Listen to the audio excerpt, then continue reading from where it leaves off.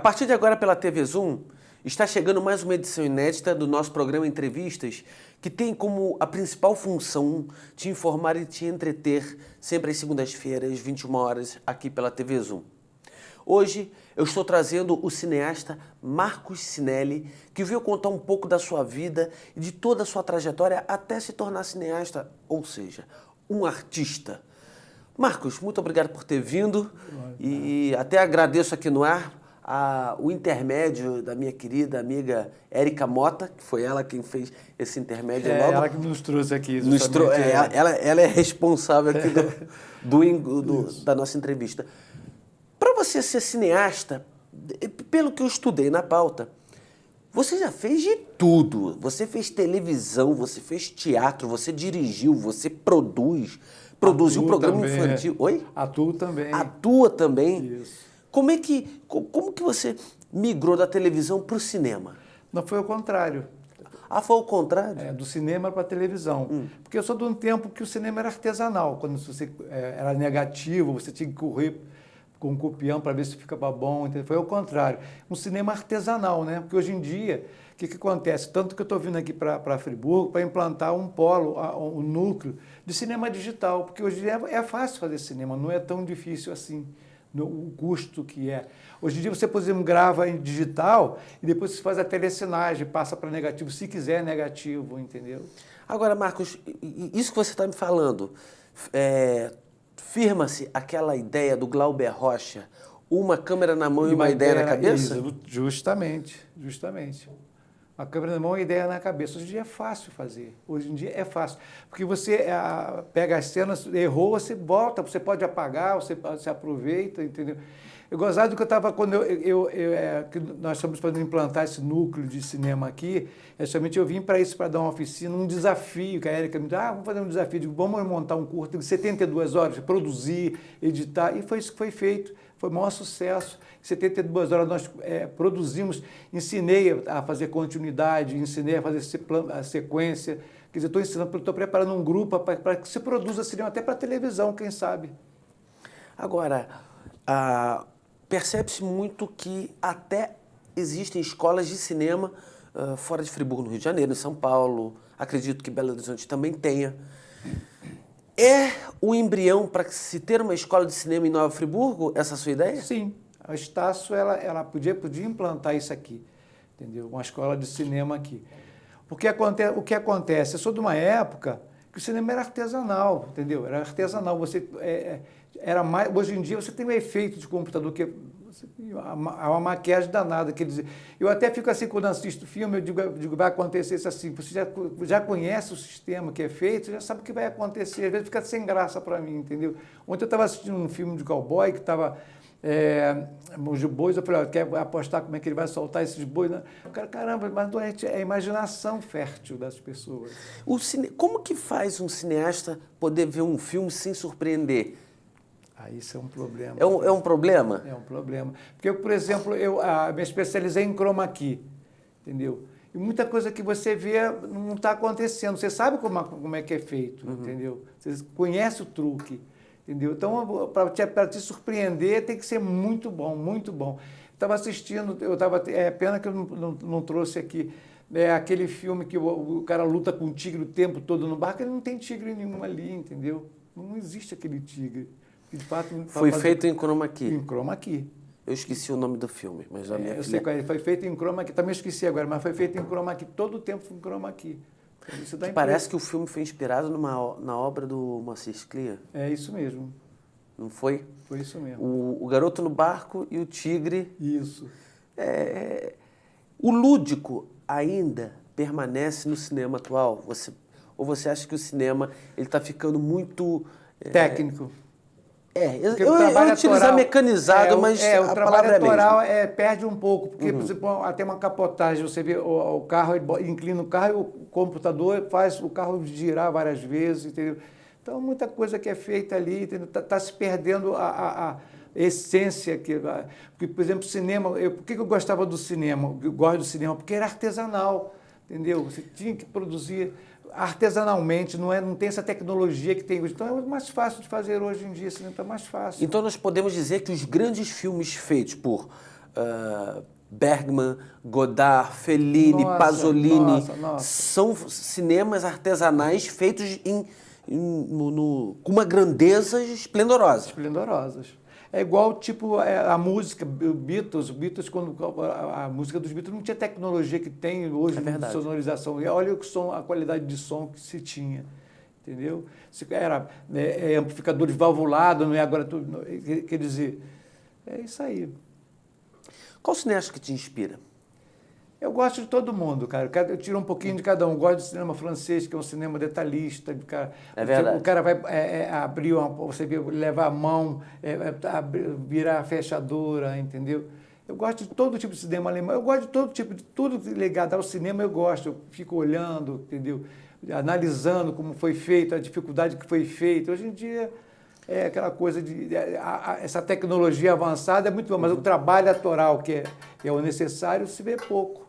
Marcos, eu percebo que o cinema argentino e o cinema iraniano, junto ao cinema alemão, são cinemas que estão tomando uma proporção muito grande. Eu digo isso porque eles vêm ganhando espaço em festivais de cinemas, não só no Brasil, mas na Europa em si, nos Estados Unidos.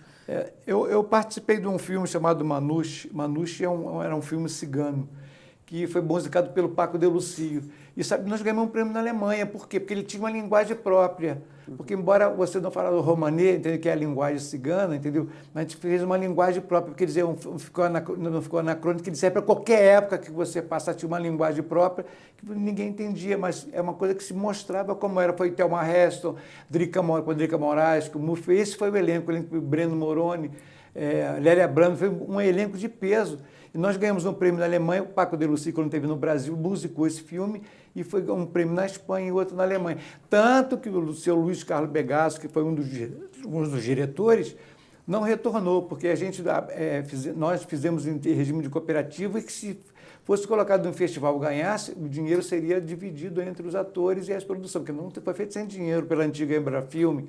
Eu tive no CTAV, que é aquela parte técnica que existe no Rio de Cinema, nem cópia do filme tem no Brasil. Você tem uma ideia como é que foi feita a coisa. A cópia do filme, então, se encontra em Berlim? Em Berlim. Berlim e deve ter na Espanha também, deve ter, porque o filme foi 2 festivais, um na Espanha e o outro na Alemanha. E o filme chegou a ser exibido no Brasil? Não. Só fizeram uma amostragem para o elenco e não foi exibido no Brasil. Chama-se Manouche. Manouche, eu sou cigano. A minha família, eu sou de família de cigano, descendente de cigano. E Manouche é uma etnia que tem. Você tem os tuaregues, você tem os caldeirache, os calões, e é uma etnia. E por isso nome Manouche. O filme desenvolve tudo isso. É um filme muito bonito, entendeu? Cheio de surpresas. A tecnologia. Ele foi montado, para você ter uma ideia, ele foi montado em Hollywood. Levou daqui do Brasil para ser montado lá, para chegar-se à perfeição. Entendeu? O cineasta ele também é nômade como cigano? Sim. Sim. E onde entra essa fase, esse estilo nômade para um cineasta? Olha só, eu vou te falar uma coisa. Você conhece Paulínia? O grande polo de cinema de Paulínia, que talvez um dos maiores do Brasil. Paulínia, a inteligência do prefeito lá de Paulínia foi o seguinte: ele já imaginava que o petróleo, o royalty do petróleo ia ser derrubado. Então ele criou esse polo de cinema, foi para isso. E o que ele fez? A inteligência dele, pensando no futuro. Ele não fez um galpão para poder ter todos os cenários guardados. Não. Você, na tua casa, o que você tem de antigo? Então, ele cadastrou. Se você chegar lá para montar um filme, eu quero isso assim, ele liga para a casa da pessoa e aluga com a pessoa. Não tem esses depósitos. Muito bem feito, muito bem feito. É uma sacação interessante. É muito bem feito, produzir cinema lá, tu tem todo o apoio, como se fosse Hollywood. Inclusive, o lugar da premiação fez um teatro estupendo para poder fazer a premiação de cinema lá. Que tem a premiação de Paulínia já tem o mesmo peso que a premiação de Gramado. Eu fui membro da Academia Brasileira de Cinema, mas eu me afastei porque tinha que pagar, você pagar para ser membro, entendeu? Não sei quanto salário todo ano, eu me abandonei isso, entendeu? E prefiro fazer assim, preparar jovem como a Kika, formar um núcleo, para eles começarem a produzir, para dar gosto, dar trabalho para os jovens daqui. Porque esse trabalho que eu fiz aqui, brincando de rock and roll musical com 86 adolescentes, entre criança e adolescente, é uma coisa que surtiu efeito. As pessoas que estão fazendo teatro, eu vim para ensinar a fazer cinema sem dinheiro, improvisar iluminação, rebater luz. Estou ensinando isso a eles, entendeu? E vou deixar o núcleo aqui para isso, para que possa produzir. Porque quando foi feita a lei da imprensa, era para a televisão local produzir dramaturgia e telejornal. Não acontece isso. Já pensou, o Rio Grande do Sul tinha que produzir novela, Minas, não aconteceu isso, entendeu? Fica só Rio e São Paulo, Rio e São Paulo. Marcos, você está falando do eixo Rio-São Paulo. Você acha que há pouco espaço? Porque como é um eixo que abarca muitos atores, diretores, grandes cenógrafos, grandes roteiristas, você acha que falta espaço? Você citou o filme que você fez com adolescentes. Você acha que falta espaço para esses adolescentes despontarem no grande cinema nacional? Falta sim, falta espaço. Então, Mas essa falta de espaço é decorrente de quê? Olha só,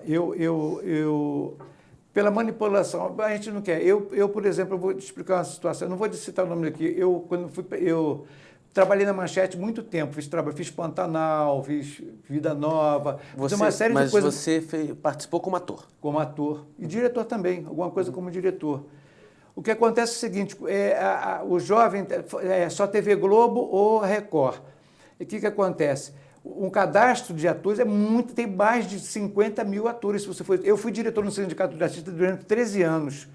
E eu abandonei por ter... Essas linhas de bijuterias, artigos para banho e uma completa linha de maquiagens. Tudo para deixar você com a beleza que você merece. Visite a Brilho Perfumaria e faça sua beleza brilhar intensamente. Avenida Ariosto Bento de Melo, número 30, loja 1, no centro. Conheça a Espaço Decor e deixe a sua casa como você sempre sonhou. Na Espaço Decor, você encontra móveis de primeira linha, qualidade e variedade em sofás e muito mais. Produtos sob medida para valorizar cada ambiente da sua casa. São mais de 500 metros quadrados de opções para você. Pronta entrega e montagem rápida em toda a região. Espaço Decor. Móveis que decoram a sua casa.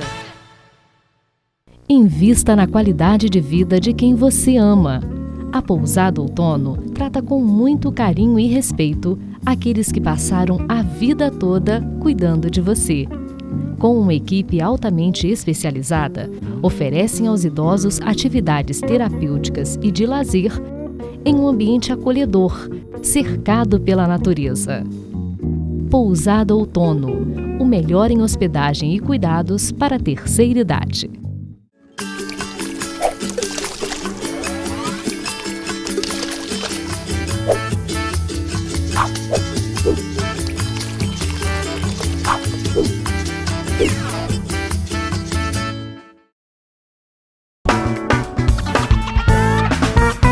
A entrevista está de volta para o último bloco. Eu estou recebendo o cineasta Marcos Cinelli. Marcos, vamos continuar nessa linha de atores. Você produziu, eu estou vendo aqui 2 DVDs. Eu quero que você fale um pouco deles. Esse aqui foi, o Hugo Gross montou aqui, montou um curso aqui de teatro aqui, de interpretação para televisão e cinema. O Hugo Gross. Ele trouxe várias pessoas para dar o curso. Então, ele contratou um menino para fazer a direção porque eram 86 jovens, entendeu? E ele não deu conta. Foi quando ele foi lá me chamar, Marcos, você quer dirigir? São 86 jovens. Eu vou lá. Eu falei, eu só vou dirigir se eu tiver carta branca para fazer o que eu quero.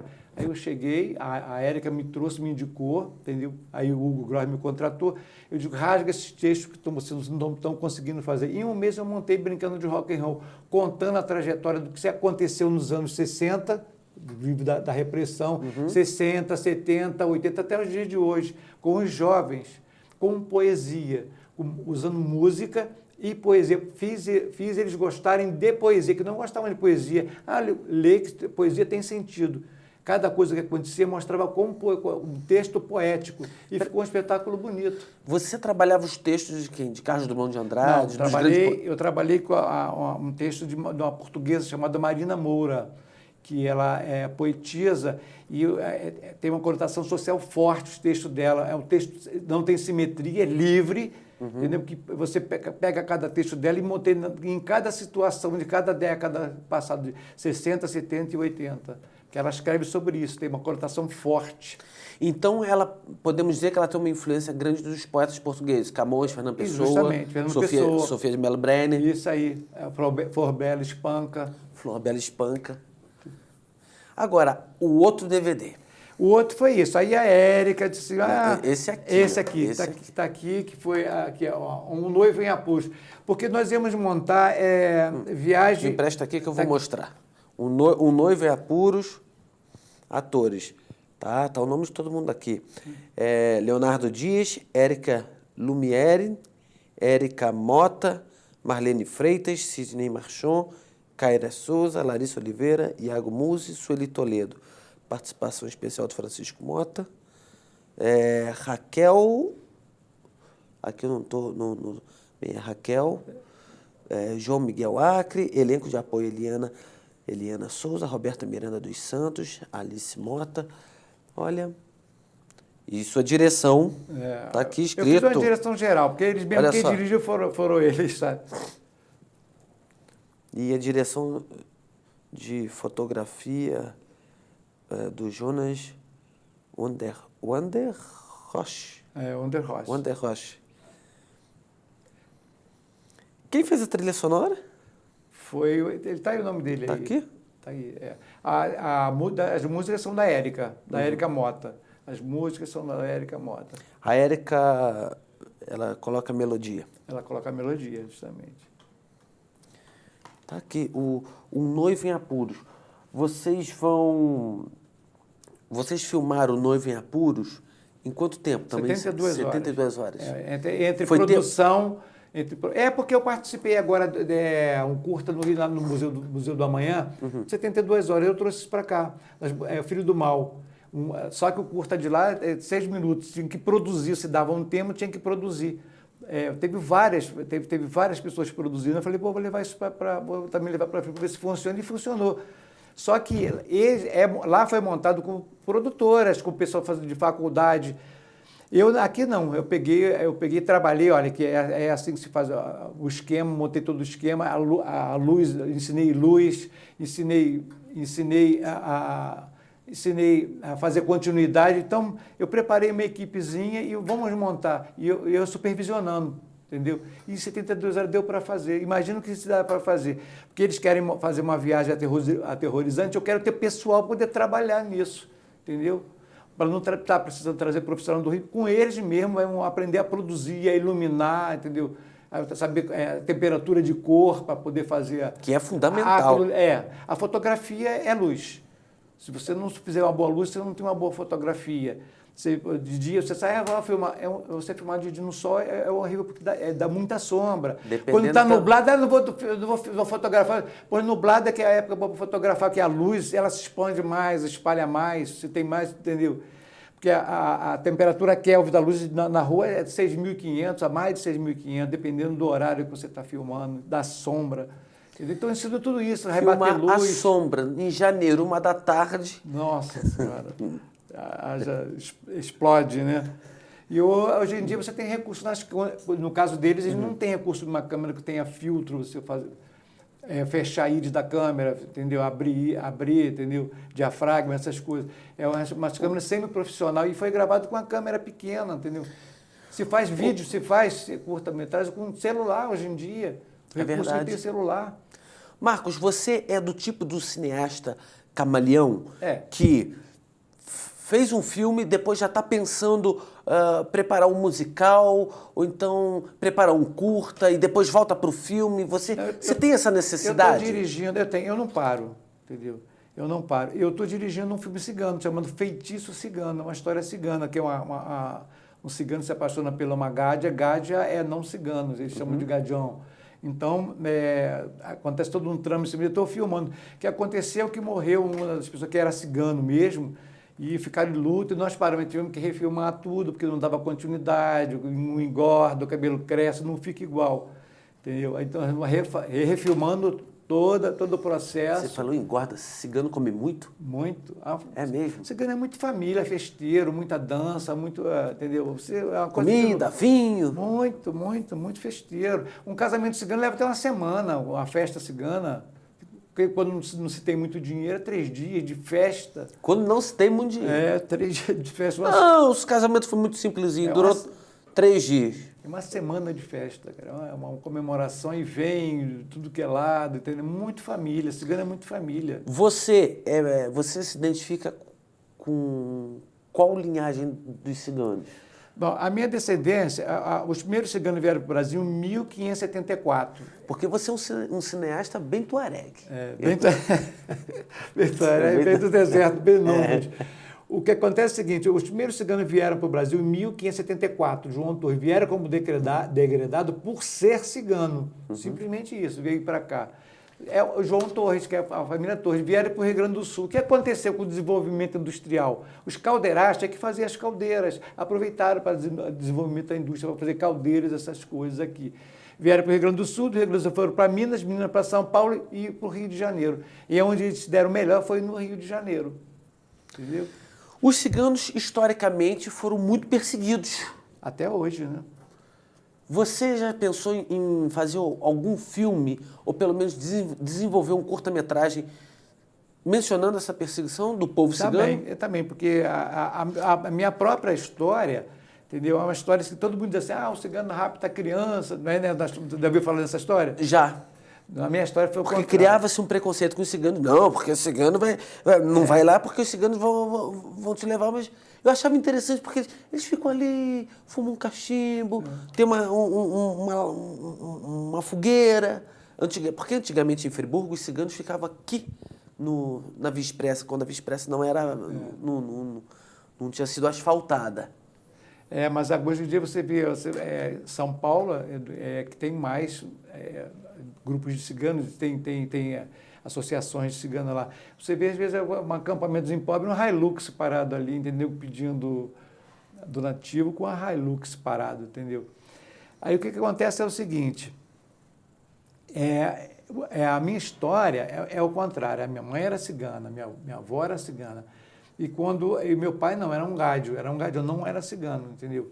Acontece que a minha mãe morreu quando eles vieram fugindo da guerra, em 44 vieram para o Brasil, ficaram aqui até, eu nasci em 47, meu irmão em 46. O que aconteceu quando minha mãe, eu tinha 9 meses, após guerra, essas coisas, muita gente morria, era doente, tuberculose, era coisa, então ela veio a falecer. Então meu pai casou a segunda vez e não queria, começaram a me esconder da família, entendeu?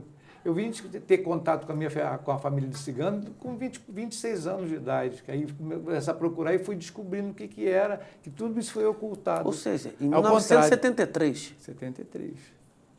E como é que foi esse encontro? Dá um filme? Dá um filme, tudo dá um filme. A história tem muitos contos ciganos, tudo dá filme. Nossa, dá muito. Eu vou escrever, vou roteirizar isso, já tem um argumento, o argumento está pronto. Aí é só roteirizar ele e sair em campo. Marcos, nós estamos chegando ao final do Entrevistas.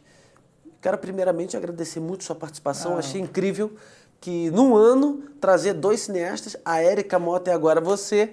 Quero demais agradecer sua participação, mas eu quero que você faça as suas considerações finais, suas despedidas, deixar recado. Eu quero agradecer, entendeu, a Érica por ter me trazido aqui, pela confiança que sempre depositaram em mim. Quando eu vim dirigir Farra de Atores, por exemplo, vim com...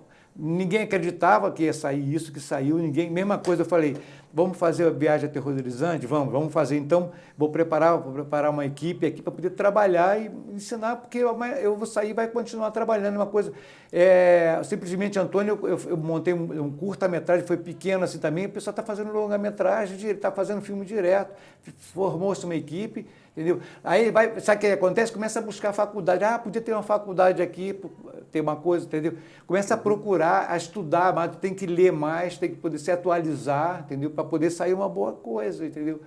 Então eu agradeço de coração e estou convidando, eu vou voltar aqui para continuar com essa oficina de curta-metragem, de produção, vamos marcar com a Érica, vamos marcar com as pessoas que fizeram para que divulguem isso e continue não só produzir cinema, mas teatro. Eu fiquei feliz em saber que o Nobel está aqui, continua vivo, trabalhando, respirando teatro, respirando cultura, que para mim, você através da arte e da cultura, você transforma uma sociedade. Muito bem, a entrevista está chegando ao final. Agradeço, Marco Sinelli, pela sua participação e espero que você possa voltar mais vezes aqui. Vamos voltar sim, se Deus quiser. Deus quer que vamos com realizar. certeza, com certeza. Entrevistas termina aqui. Nos vemos semana que vem numa nova atração. Muito obrigado pela sua audiência, um grande abraço e até lá.